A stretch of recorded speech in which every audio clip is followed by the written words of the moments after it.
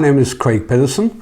I'm a cybercrime and forensic investigator. I've got some 10-15 years experience in the industry. And today, I just want to share a couple of tips with you that could help prevent you from becoming a victim of cybercrime.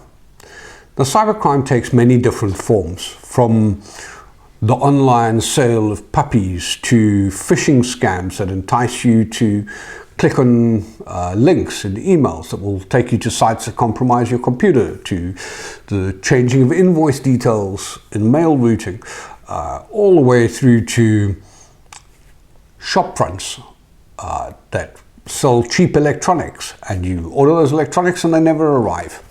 So I just want to take you through a couple of my favorite tips on how to prevent being a victim. The first tool I'd like to talk to you about is Truecaller. Truecaller is a really simple application that you can download onto any iOS or Android phone, and it will aggregate your contact data with that of others. That contact data and the aggregation of that list helps you to identify who's calling. So while somebody that you're calling may not be saved on your phone's contacts, or you may not know that number when they call in, it's immediately going to pop up on your screen if it can identify the number. Often people who've been scammed will go onto Truecaller and list the scammer. Consequently, the moment you dial out or they dial in, it pops up on your phone as scammer. It's a very, very effective tool in South Africa. The second tool that I want to talk to you about is Have I Been Pawned? Now, what is pawnage?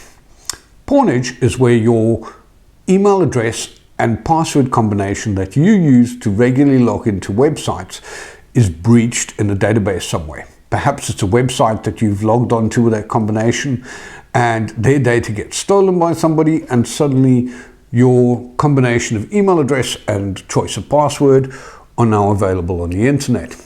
If you go along to haveibeenpawned.com, and I'm going to put these links for you in the bottom of this video under the description as well.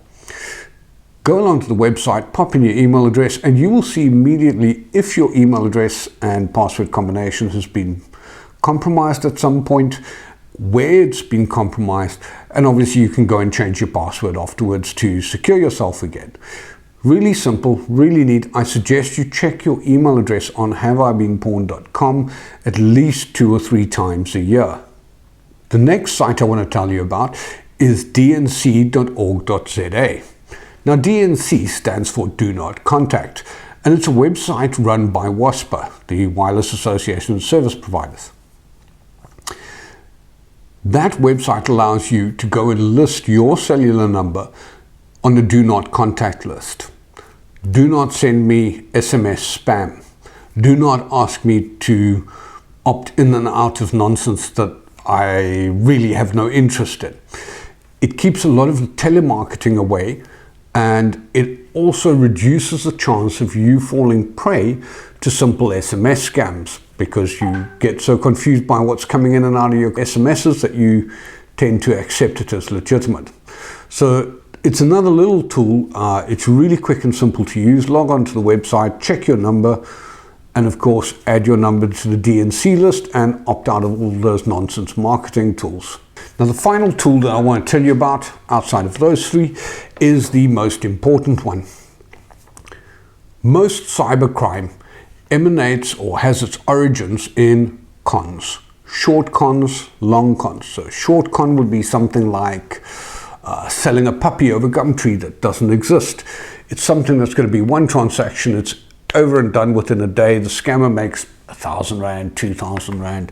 Then you have long cons, where you might have a shop front selling cheap electronics that don't exist, but you're listing 5 or 10,000 Rand per transaction, and it'll go on for a longer time. To a complex long con, where you might do a supplier side fraud. There's a lot of complexities to that one, and it takes longer to build the confidence and get the money out of the victim.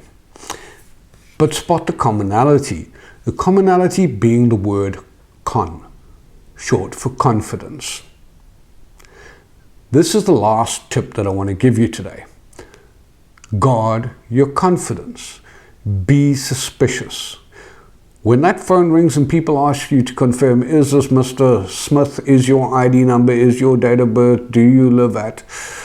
You're not obliged to answer those questions. Don't feel like you have to. Doesn't matter who they are and how officious they sound. If you think it really is your bank on the phone, by all means, ask them which branch or which office they're from, hang up and phone them back on the landline, not on a cell phone number. Use your confidence, use your intuition, and be suspicious. Don't allow people to catch you off guard by offering to send you copies of their ID documents when you haven't asked for them.